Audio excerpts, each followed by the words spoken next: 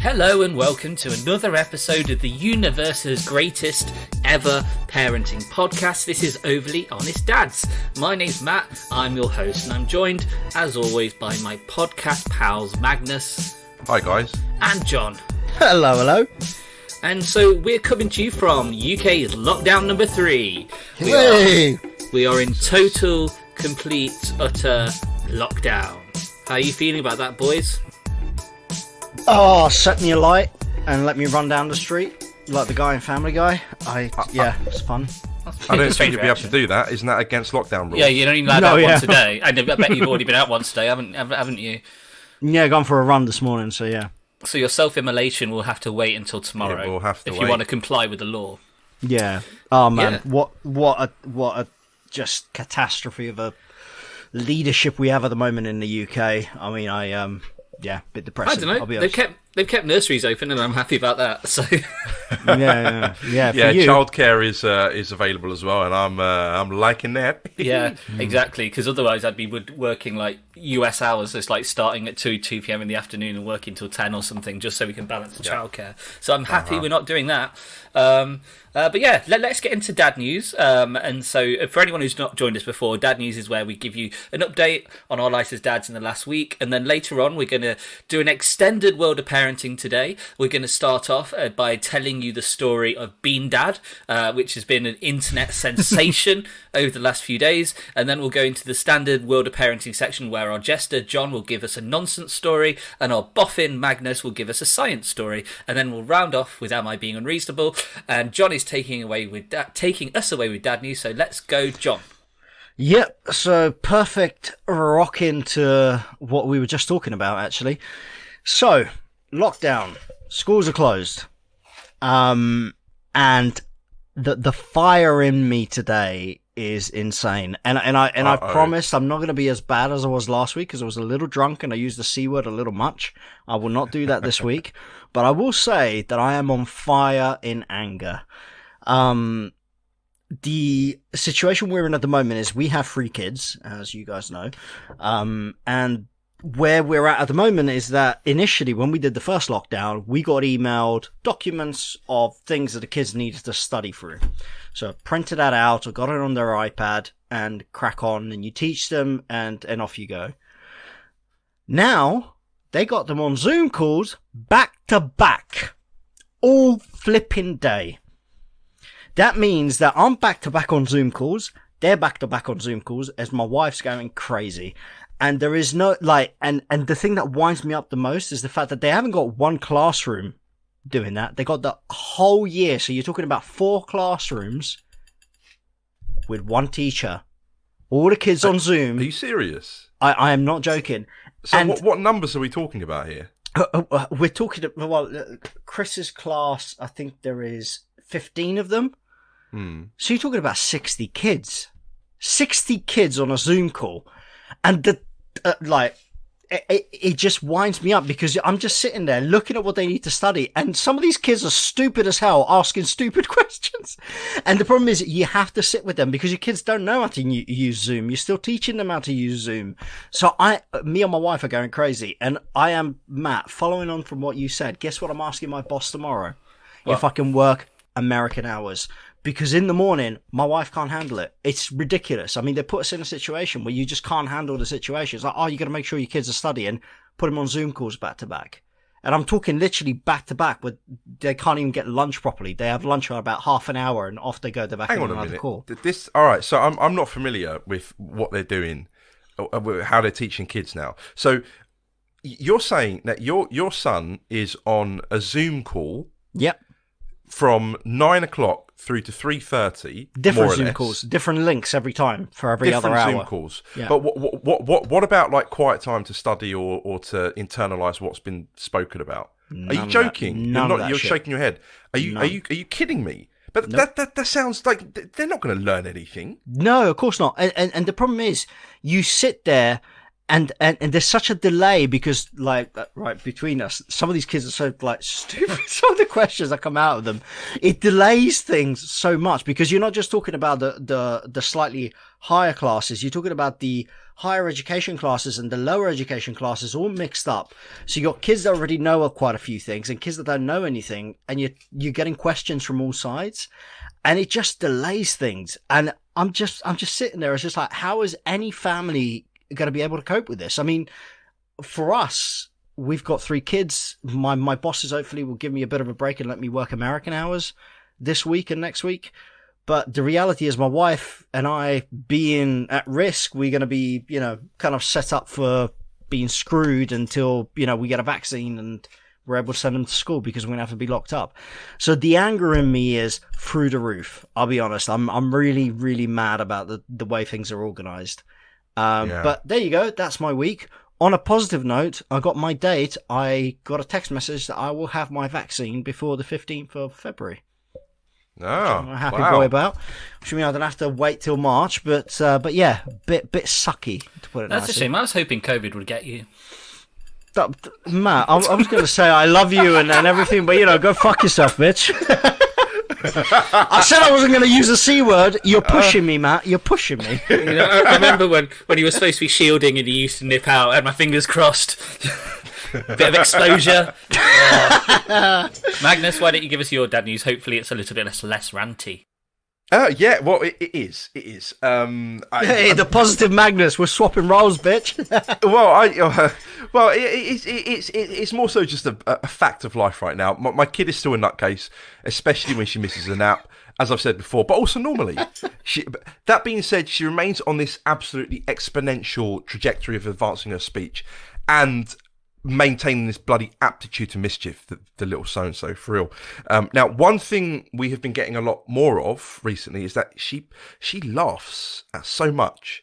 Like, everything is fun and happy and joyous to her, and I'm really pleased that she's happy and what's happening around her is not affecting her. She's going to be 2 in 3 weeks. Damn. Yeah. Man, I can't believe how long we've been in lockdown, man. Damn, that seems... Tell me about it. Yeah, 21st of January is when she will be 2. And so we're looking forward to that milestone. But everything else is planning a big party. Yeah, in the front room, all 3 of us. A big old collective. There is one thing you haven't mentioned. There's something that's happened this week you got to talk about, man. Oh, what, me starting work? Hey, there you go. Yay! Yeah, starting a new job. Yeah, I'm liking it. Good. It's fun. Yeah, good. It is good.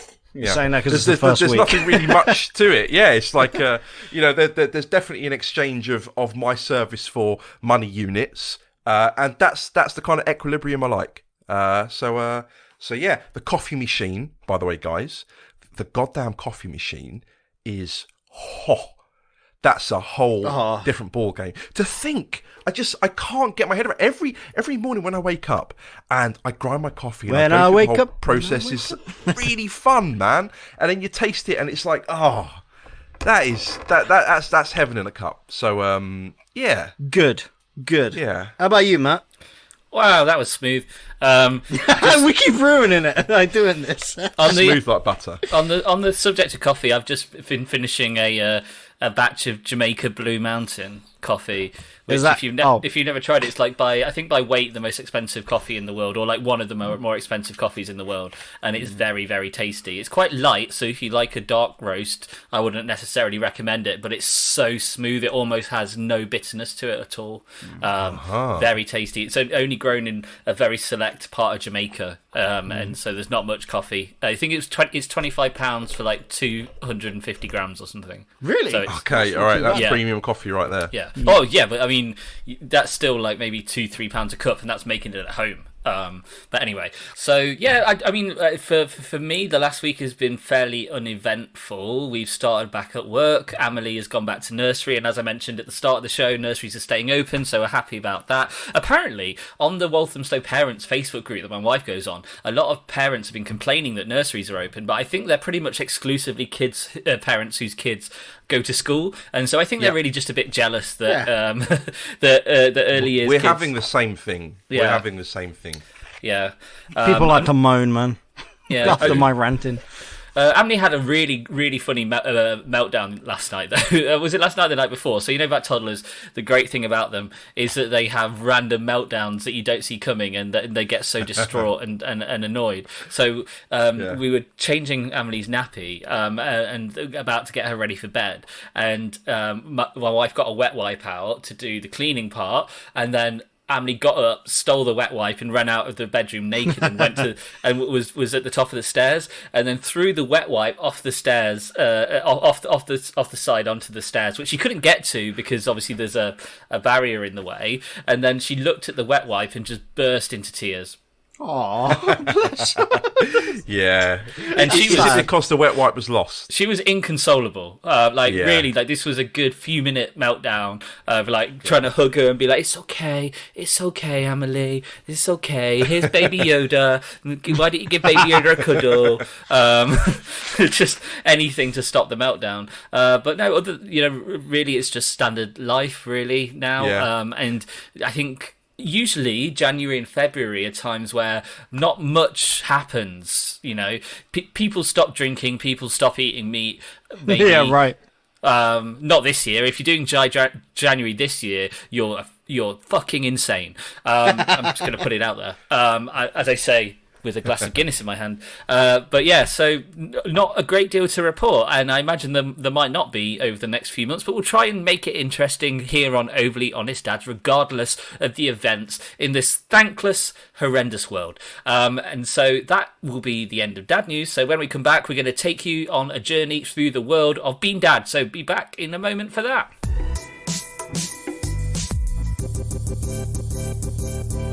Welcome back to Overly Honest Dads, and it's time for an extended version of World of Parenting, because this week there's been a parenting story that has taken the internet by storm. There's countless think pieces, thousands upon thousands of tweets. What could I be referring to? It could only be Bean Dad.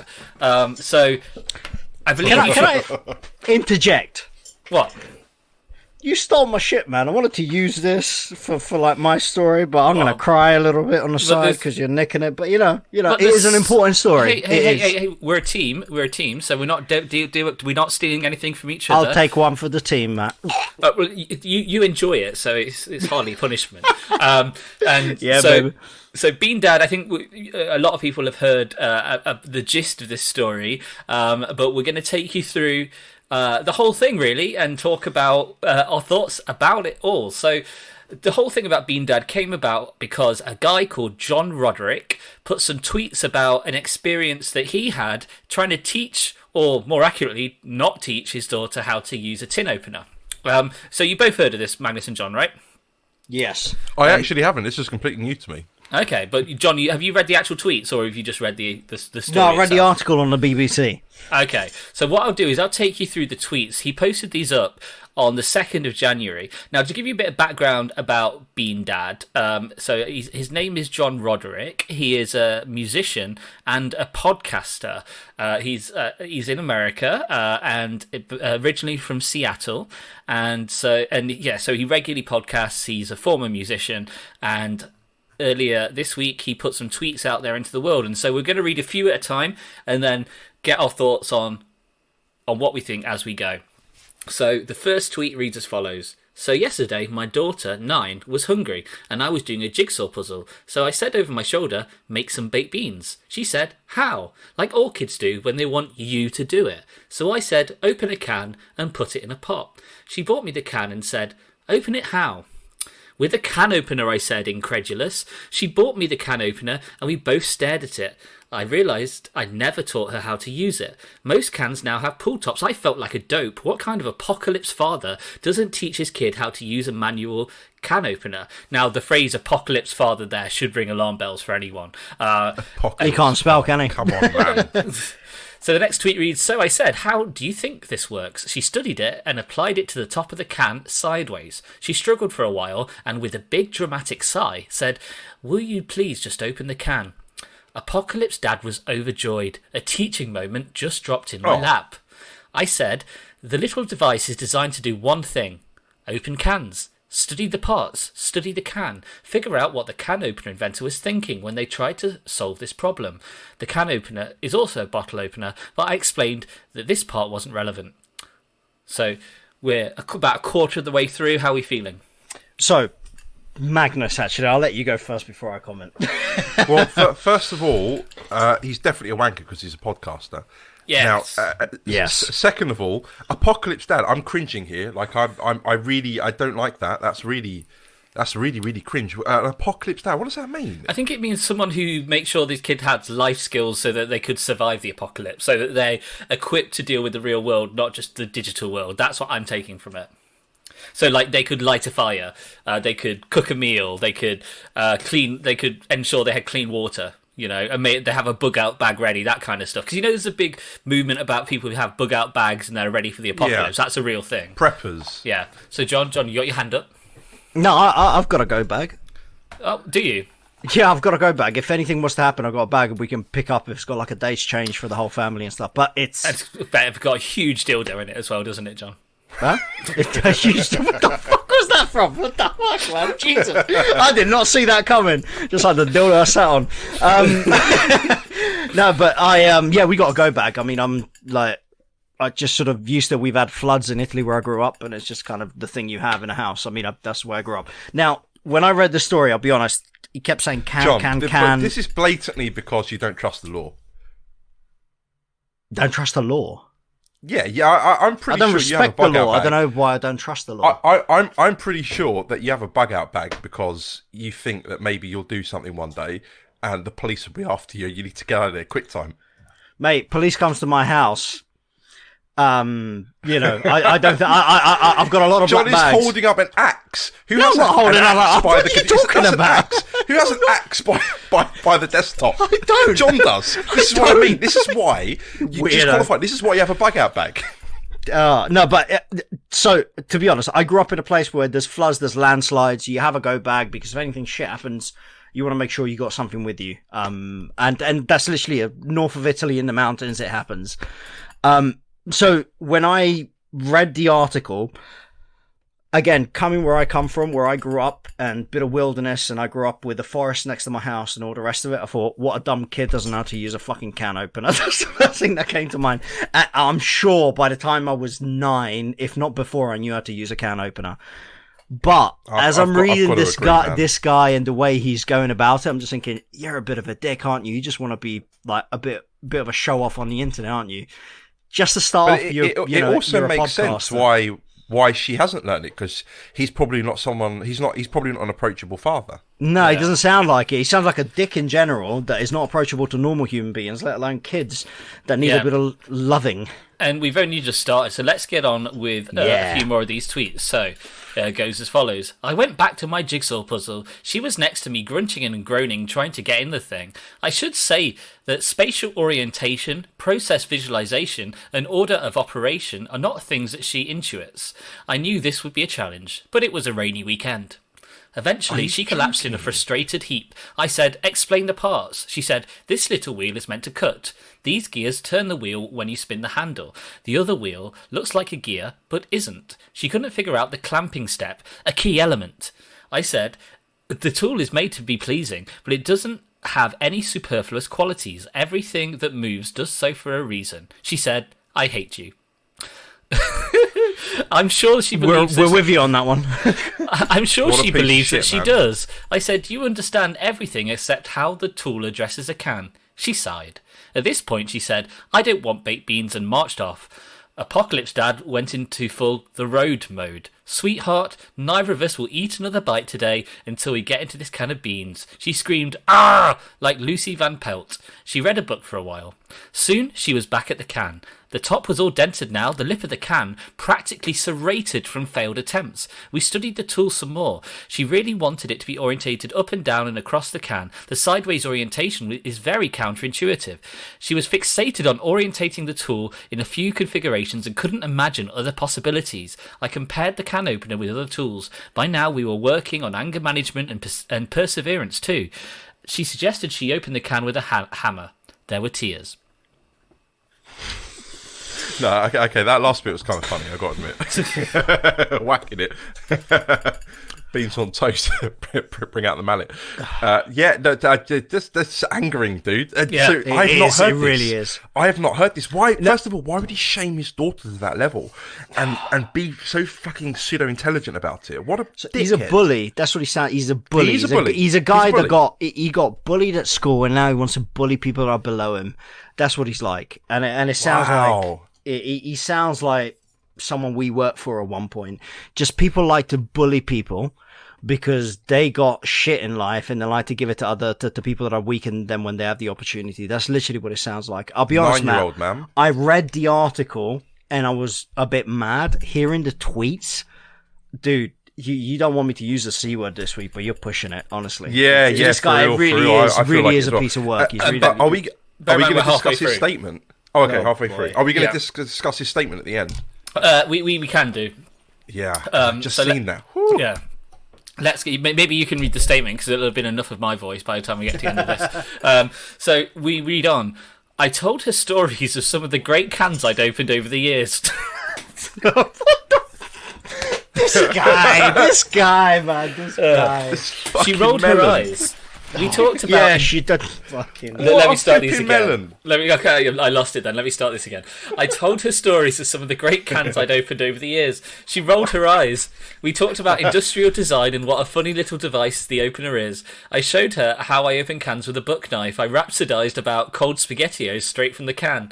Eventually, she had it all figured out. She had the placement of the tool. She could turn the handle. The can would spin. We were down on the floor by this point, but the ka-chunk of puncturing the tin still eluded us. We'd been at it for 6 hours on and off. We were hungry. I'd been tempted many times along the way to guide her hand. I wanted her to experience the magnificence of the can opener so much I couldn't stand the suspense. Neither of us likes baked beans that much, the cupboards are bare, but it seemed like a paltry reward for this work. I'd forgotten how finicky the tool really is, particularly when it comes to the puncture. She had it all lined up, but the cutting wheel is a little wobbly by design, and you have to really get on top of it to clamp down. You know the feeling? You misfire the damn thing. Finally, she squeezed down on it, and although it was a misfire, a light went off in her head. The many times throughout the day she'd yelled at me, "My brain is fuzzy, I can't think of anything else to try." And I'd say, when your brain doesn't work, trust your hands. She felt the tool... She felt the tool click over the lip of the can. I saw it in her hands. By this point, she developed a little ritual of addressing the tool to the can, starting with it on the vertical axis and rotating it to the horizontal while clamping down in a single motion. A choreography. She looked at me expectantly, excitedly. After 6 hours of trying, you don't want to express too much hope. Was this another blind alley? The can had been through hell, label ripped off, dented, sharpened and burred, a veteran of 1,000 psychic wars. She knew, though. For God's sake. Can can we just talk about it? This guy was the fastest sperm. Imagine the rest. I mean, this is like, I can't believe like people are allowed to reproduce sometimes. I mean, this is insane. Yeah. Who does that to a kid? 6 hours? Come on, man. Like, for God's sake. Now, let's get through the final tweets. There's 6 more to go. Oh, for goodness. She sat up again carefully and brought the swinger wing to bear on the can of an S&W baked beans with the meticulousness of Roger Moore extracting a detonator from an ICBM in The Spy Who Loved Me. A soft pop resounded in the room, so different from all the other sounds we'd made. She didn't look up. She knew the action. A little baked bean sauce appeared. She savoured each twist until the lid, as I hoped it would, rewarded by her standing perfectly at attention, saluting her effort and ingenuity. She was elated and carried it to the kitchen in both hands. She knew this was a commonplace task and a common tool, but also that this was serious business. She knows her dad and the stock I put in these things. A more mechanically inclined kid might have figured it out in minutes. She factored the scale, but was rightfully proud. I'm proud of her too. I know I'm infuriating. I know this is parenting theatre in some ways. I suffer from a lack of perseverance myself. And like all parents throughout history, I'm trying to correct my own mistakes in the way I educate my child. She sees through this. The Swinger Wing can opener is a little voodoo doll for us now. It will reappear as an allegory many more times in her life. You can be sure. Yeah, you can be fucking sure of that. She knows this too. But this is an allegory, a triumph. I wish I had more of those for myself. I wish I had more stories like this. The only problem is now she wants to open every fucking can in the house. Open your fucking can, you twat. What I like is that the way he got so pretentious towards the end there, he was serious. Like, you could tell he was building this up to be almost glory for himself and his daughter. Yeah. But what happened is instant condemnation from the internet. Motherfucker. What a dickhead. So, what do you guys think after having heard No, all of this? I'm pretty annoyed, man. Mate, I got a baseball bat. I'll open his can. Fucking idiot. Let's not threaten him on a podcast. I can't reach him. He's in the US. I'm in lockdown. That lawsuit can reach you, though. Well, sure he can. If we had people that listen. Yeah, the whole 12 listeners, motherfucker. Spread the news. I'm going to twat this idiot. I'm going to deck him when I see him. Oh, mate. I'll quite happily deck him. I haven't decked someone in a while, so I'll be happy to. Okay. You're going to deck him with Ronsil. So his apology, yes. Matt. Why don't you go through that, because I just did a lot of talking. Yeah, so his apology. Now, bear in mind, I didn't know anything about this until 10 minutes ago. And while you were talking, I became so infuriated. I need to do some research on the internet, and I saw the article. Various internets. Yeah, research. Yeah, in quotations. And he made an apology on his website. He did this today. In fact, so a matter of hours ago, and I'll read it out in its entirety. I'll try and be quick with it. It's got some really juicy bits in it, and it's not really very redeeming. All in all, he's definitely a plum. So, it's titled "An Apology," and it begins, "Hi, I deactivated my Twitter yesterday in a panic. I had to reflect on what I'd done and the hurt I'd caused, and my mind was clouded with an unprecedented flow of new information. I want to acknowledge and make amends for the injuries I caused. I have many things to atone for. My parenting stories' insensitivity and the legacy of hurtful language in my past are both profound failures. I want to confront them directly. My story about my daughter and the can of beans was poorly told. I didn't share how much laughing we were doing, how we had a bowl of pistachios between us all day as we worked on the problem, or that we'd both had a full breakfast together a few hours before. Yeah, right. Her mother was in the room with us all day and alternately laughing at us and telling us to be quiet while she worked on her laptop. We all took turns on the jigsaw puzzle.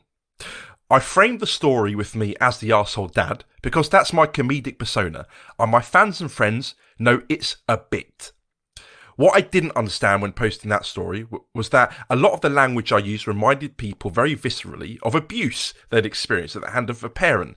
The idea that I would withhold food from her or force her to solve a puzzle while she cried, or bind her to the task for hours without a break, all were images of child abuse that affected many people very deeply.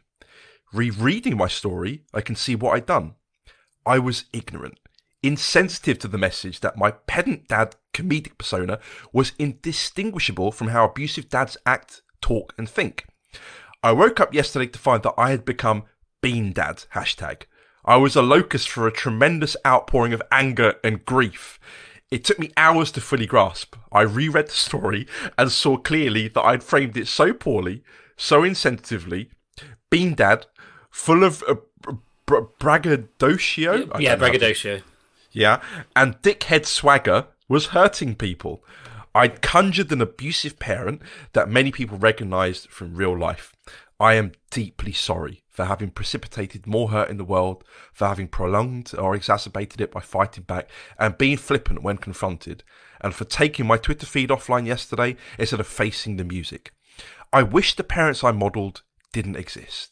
I wish no one had to grow up with a parent who tortured them physically. You know what? I would have respected it more if he owned it. Like, this whole fucking idea of apologising, like, this apology is, I could wipe my ass with it because it's not an apology. He's such a twit, man. Do you know what? I would go on. It is kind of long, but there is a lot in here. He brings up racism anti-Semitism. How racism? John, down. No, so the racism comes in from some other tweets, which I will quickly read to you. So these are from a number of years ago. He said in 2015 that Hitler was entertaining. He said in 2012 that Jews ruin everyone's fun. He said in 2011, seriously though, you can say a band is gay or a haircut is retarded. They are elastic words. N-word is just a slur. And he wrote out the N-word. And then he also said just FAG, which I'm not going to say, in response to someone on Twitter. So he has form for bad tweets. Yeah. Wow. This guy needs to be. You should have a license to use the internet. You should have the license taken away. Internet eugenics. Yeah.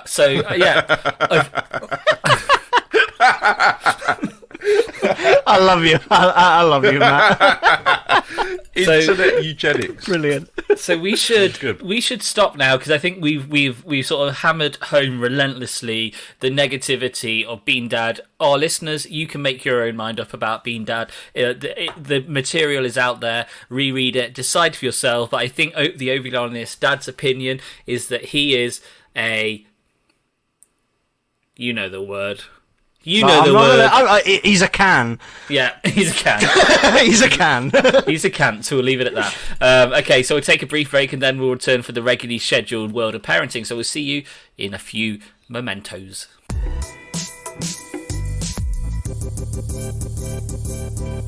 Welcome back to Overly Honest Dads, and it's time for the normal part of World of Parenting, where our boffin, Magnus, gives us a science story, and our silly jester, John, gives us a nonsense story. So, Magnus, why don't you take the floor? Right, so I have an article today from a newspaper this time, guys. Newspaper. Yeah. One of Japan's major newspapers, if I'm pronouncing this correctly, the Mainichi Shimbun. Now, the article... it's probably the worst attempt at Japanese accent. Our one Japanese listener is probably very disappointed right now. Offended as shit. You said you fucked your sister or something. We see the stats tomorrow as one drop from Tokyo. Now, the article, which was published 2 days ago, states... Low-weight births in Japan spark new guidelines on weight of mums to curb risks. Now, Japan is seeing a bit of a trend in declining birth weights of infants, possibly due to pregnant women not gaining enough weight, significantly so. Now, low birth weights, which is babies born weighing less than 2,500 grams, so 2.5 kilograms, isn't great, as we know. It's usually closely related to fetal and perinatal mortality, which is the period of time when you become pregnant and up to a year after giving birth, and morbidity, inhibited growth, cognitive development, chronic diseases later in life. It's not a good thing. And Japan has seen the average birth weight of infants decline since the 1970s. The average weight was 3.2 kilograms in 1975. Now it's a hint over 3 kilograms. It's 3,005 grams in 2019.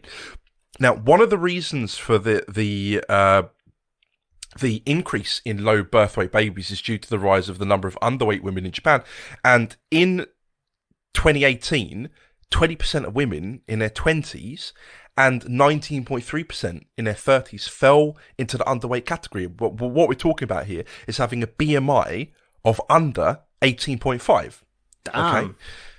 Is that malnutrition or choice of life? What do you think? Well, Japan is not a poor country. State. No, it's not. It's a very, very wealthy country. It's absolutely very well developed country, but they have many problems. Now, the JSOG, or Japan Society of Obstetrics and Gynecology, didn't give a specific number of mothers that this affected, but the conclusion to this was drawn from data on 600,000 mothers who gave birth between 2015 and 2017. You know, there's it's happening to a lot of mothers, and in response to this situation, which is quite unusual for a developed nation, JSOG decided to formulate new guidelines on how much weight a pregnant woman should gain before birth. So. Right, play with me here a second, right? If you look at the size of man over millennia, apparently in Jesus' day, nobody was anywhere near 5 foot. Is the idea. I mean, the reality is the development of mankind. They didn't have the nutrition, they didn't have the medicine, and therefore they didn't develop. And even in the 70s, size of people wasn't that elevated. And it just seems to have grown in the 80s and the 90s, and it seems like we're healthier and bigger now. Could it be because, and I believe the Japanese government did this, they actually started taxing people that had kids, because people stopped having kids for a while. Now that they're starting to, have kids again, could that be the reason? It's a delayed effect on what we saw in the 70s and the 80s is now going to start happening in Japan later on. Could that be it? I mean, sorry, I'm taking it completely off chart, but if I'm thinking about it, in the 70s, in the 80s, people were shorter.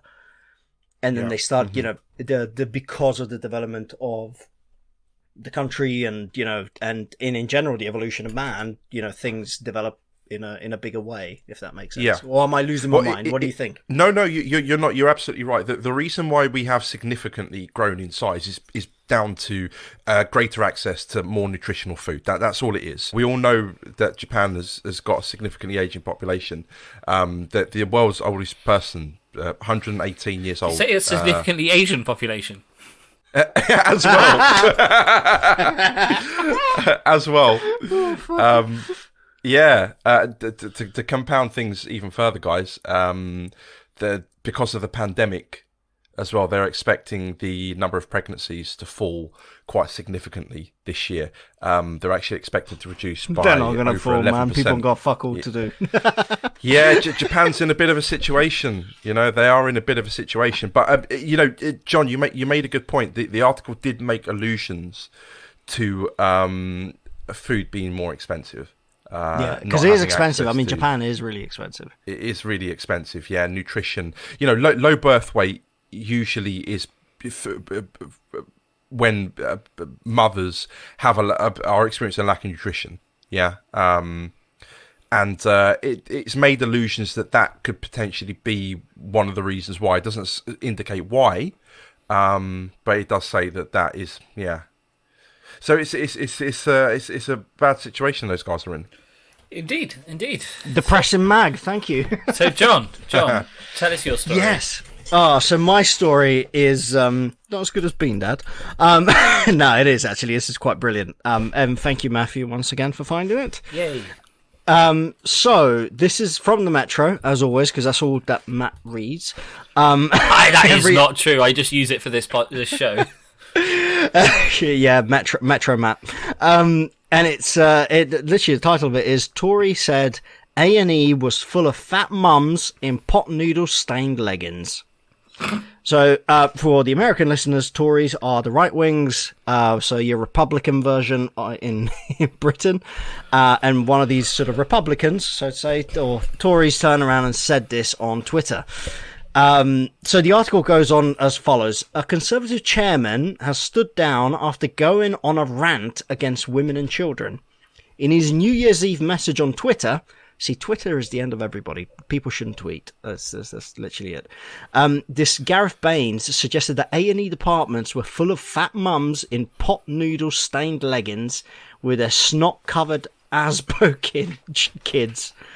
He also said that many parents were taking their children to hospital just so that they could gain sympathetic likes on Facebook.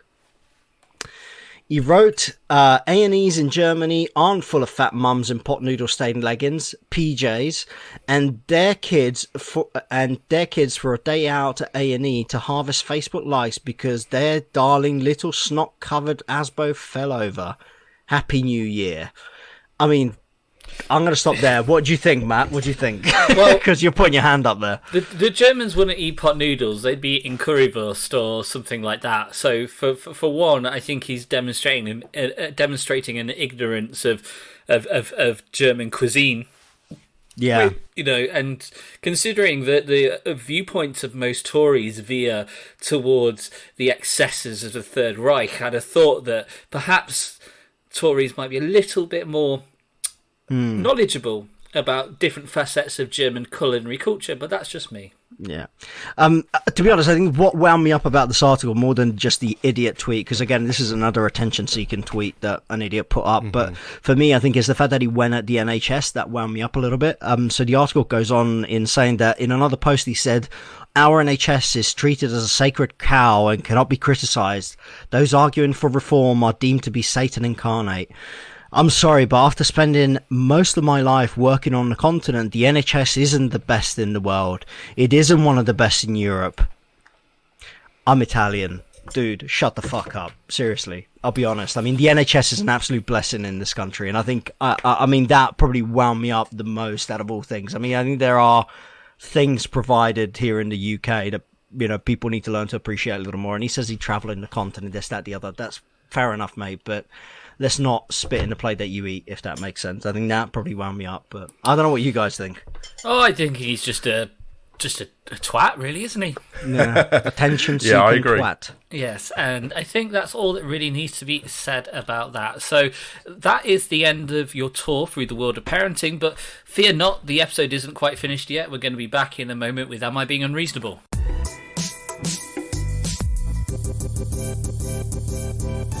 Welcome back to Overly Honest Dads, and it's time for Am I Being Unreasonable? So for anyone joining us for the first time, Am I Being Unreasonable is the name of a board on Mumsnet.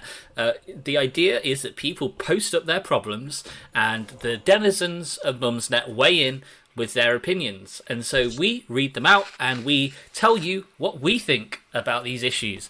And we're going to start off with a topical lockdown-related post. The poster is called Clover 3, and the post is called Am I Being Unreasonable to Send My Daughter to Nursery? My 3-year-old will be starting school next September, and she absolutely loves nursery. She's been constantly asking when she can go back after Christmas. Obviously, I don't want her to lose out developmentally if she doesn't go, and also want her to be prepared for school. But I'm a stay-at-home mum, and I have no real reason to send her in. I also love the nursery she goes to and don't want them to be put in a position where they would have to close due to not getting paid for kids going in. But at the back of my mind, I keep thinking if everybody is being told to stay home, and I'm lucky that I don't have to juggle childcare with work like most people at the moment, then am I being unreasonable to send her in? She does also have a little brother at home to play with, so she does still get interaction with children. What do you think? I'm someone who's after you. Yeah, I'm someone who's sending my kid to nursery and who works full time, and I kind of feel like that's justified. But if you don't have a job and you're a stay-at-home parent, are you follow the rules? Yeah, but man, parenthood is one of those things which is so relative, like, and it's also so goddamn intense that maybe she couldn't cope with it. I don't know. I'm throwing my kid at the childminder. We have our own little bubble. Actually, we have our own little bubble. So it's Quinn, her friend, and the childminder, and we're all like keeping away from one another. So I guess, like, I don't know. Like, they're saying that you shouldn't do this, but at the same time, like, Romana's started a business recently, which is really picking up. I'm working full time. I can't handle my crazy little angel. She's too hyper. Someone else needs to take care of her during that time. And so, if I have that opportunity, then of course I'm going to take it. But if you are a stay-at-home mum, respect the rules where you can. I mean, yeah, we're in lockdown 3 in this country because people don't follow the rules. Simple. Okay. Yeah, respect the rules where you can, I guess. Yeah. Let's move on. So the next post is from Legal Seagull. And the post is called Husband Wanting Sex at Ridiculous Times. Am I being unreasonable to be really pissed off at my husband? It's not even 9 a.m, and yet he's come into the bedroom with a brew. It's my turn for a lay-in whilst he's up with the 1-year-old and 3-year-old. Coffee is appreciated, but then he immediately says, have a sip and perk yourself up, wink wink. Apparently, the toddlers are downstairs, plumped in front of the TV, and he wants a quickie. He doesn't think that's inappropriate or dangerous at all. They're not 9 or 10. The youngest is 1 year old. I obviously said no, and he went off in a huff. He'll no doubt be feeling sorry for himself that I'm boring and he doesn't get enough. Shut the fuck up and tap that ass. What the hell? Hang on a sec. Yeah, but like he's obviously got an issue with alcohol, man. Why? A brew, not a bloody beer. Oh, that's a sorry. northern thing. Oh, yeah. Oh, goodness. Forgive me. Nah, man. Brew. Like, seriously, when you yeah. got 3 kids, the moment you got a chance, just get on it. That's what I'm saying. Who seduces your other half with a fucking Darjeeling? Are you serious? I got mint tea, baby. Come here. Let me show you my mint. Yeah, no, I wouldn't do it. It's a bit weird. Nah, mate. Straight on it's it. the worst thing in the world, but it is a bit weird. Yeah, Straight on it if you can. A poster called "She Has a Diamond in the Sky" says, "Yet another revolting sex pest." Someone called The Hop says he can piss off. Because you've never been fucked, right? Strawberry Pip says, no, that's icky. Perk yourself up, vomit.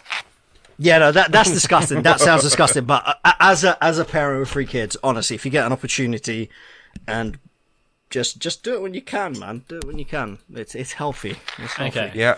Yeah. Wherever you are, be it bedroom or on the bus. Okay. So the next post touches on a subject we've hit on before, but maybe we can revisit it. So the poster is called Nikki Manchester, and the title is "Sorry, but 80k a year in London really is a large salary."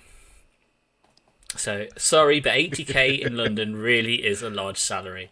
So I was just reading the unpopular opinions threads, and I noticed more than one poster saying that 80k a year really isn't a lot of money in London or the southeast. With being locked down again and not having much to do, I thought I'd have a look at the actual figures, as I had no idea which side of the argument is correct. For full-time workers who live in London, the median salary is 39,500, men 42,700, and women 35,800. If a person is earning 80k a year, then they are on the 87th percentile. Although if you're a woman, that places you in the top 95%. Of course, areas in London are very different, and so she splits out salaries in London below. I'm not obviously going to read through them all. The practical upshot is that, well, if you work in the City of London, then I guess you could argue that 80k isn't necessarily a large salary. What do you think? No, I don't think it's a magnificently large salary. No, I don't think it is for London. I mean, I think it depends which zone you're in. Like the distinction is a matter of miles, for sure. But in any case, you have to travel in. Even if you say you live in Guildford and you travel into London, you're still talking about 3 or 4 grand, 5 grand a year just for trains. I mean, it's what I would say, in all honesty, I think is the beautiful thing about Corona. I think it will level shit out with regards to salaries, because with everybody being able to work from home in offices, I think a lot more people are going to be moving out. It'll be a different story in a few years' time. That being said, I don't think 80k is a very high salary. It's very good. It's a good salary, you know. It's a good salary. I think anyone earning that much is likely to feel happy that they're earning that much and feel privileged for that position. But you can still end up in a situation where, you know, you might have rent or mortgage that's between £1,500 to £2,000. You will have childcare costs, food, transport, everything else. And if you're the main earner in the family and your partner earns significantly less, if you're earning 80k, your partner might be earning 35k, so less than half of what you're earning, and so you're essentially subsidizing the rest of the family. It's not like you're coming out of things with like a 2 or 3 grand just to play with every month. You know, it all goes somewhere. Yeah, well, and it's not just that. Sorry, go on, John. Go on, Matt. Go on. No, I was going to say, if we were going to throw out some figures here, let's say, for example, you're in zone 3. Let's just say, on average, zone 3, right? You're looking at rent for, I don't know, a maisonette, 1,600 quid, yeah? Let's say 1,600 for a maisonette. A house is going to be a little bit more, but it's just going to be shy of 2,000. But 1,600 quid. Now, say you grew up in the area, and maybe your intention is to buy in the area, or your whole network is here. So £1,600 for your rent, including bills. Let's including bills. Let's say your food that's bill. Unrealistic, Mag. 1,600 including bills is unrealistic. 1,600 would be your rent. That's bullshit. Yeah, you're making up fake numbers because you got to. No, I'm not. I'm thinking about my area here. Yeah. So 1,600, 1,700, 1,800 thereabout. Then take into account the fact that you have to pay for childcare potentially, right? Mm-hmm. Say you have a childminder, £600 because 3 days a week. I don't know. Oh, no, so it's £1,000 a month for us. Yeah, see, there you are, £1,000 a month, right? Then you've got to look at the food bill. Let's say your food bill is $250 a month. Yeah, it's likely to be more. We're pushing into serious territory here. We're not even taking into account travel costs. We're not even taking into account, maybe you've got a shitty car. Maybe your car, you've got low insurance on your car, but it still costs you £100 a month to run, right? So you are pushing close to $3,000 a month. Now, 80k is, what is that? 4? I could tell you on listen to Taxman, but I think it's like just 4,200. I think it's 4. Yeah, so something along those lines, right? Now, say you're a young professional. Say you are 32 or 31. You have no bank of mum and dad. How the fuck are you going to save for a house? Yep. What are you going to do? You're stuck. Yep. You can't move out. So no, it's a good amount of money, but you're being robbed in the country. The salary's not the problem here. Well, it is the problem. It should be more, but we are being robbed in this country. It's not equivalent. So yeah. Great. So the final post for this week is from someone called Secret Mackies, and the thread title is "Am I Being Unreasonable to Enjoy a Secret McDonald's?" Sometimes when I go to do the weekly shop, I'll stop and have a McDonald's on the way home. I sit in my car, listen to an audiobook whilst enjoying some chips or whatever. We actually only live a few minutes away from this McDonald's, so I technically could get everyone one, my dear husband and the kids, and take it home. But I don't mention it. I like the 20 minutes to myself before going back. I know my husband would probably think I was a right selfish cow if he knew. He likes McDonald's every now and again, and the kids, well, obviously they would. Am I the worst wife and mother ever? I actually do the same thing. Dude, I do the same. I did it last night. On the way to my mum's. When I used to drive to my mum's, she's like 10 miles away, on the other side of London.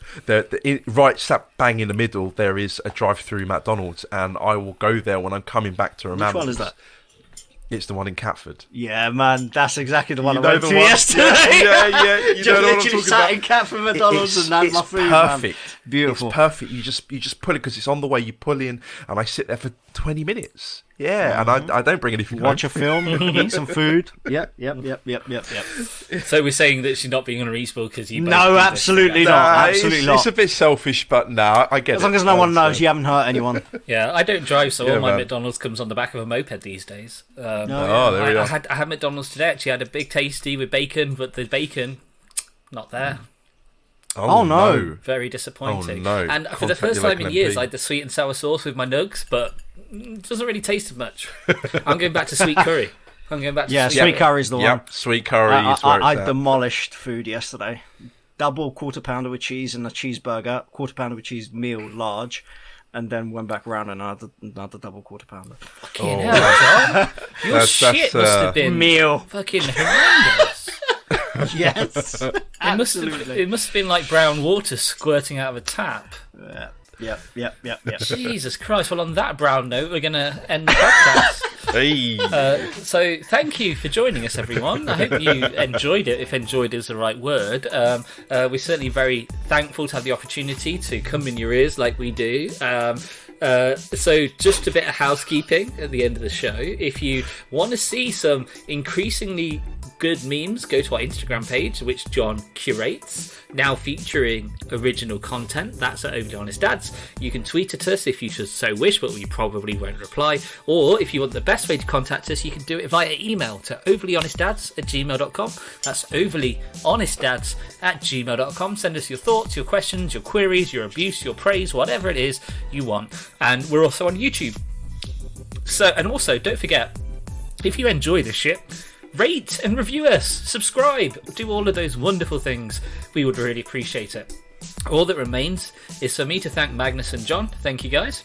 Thank you, Matt. My pleasure. To thank you, the listeners. I've been Matt. Thank you very much. We'll see you again next time.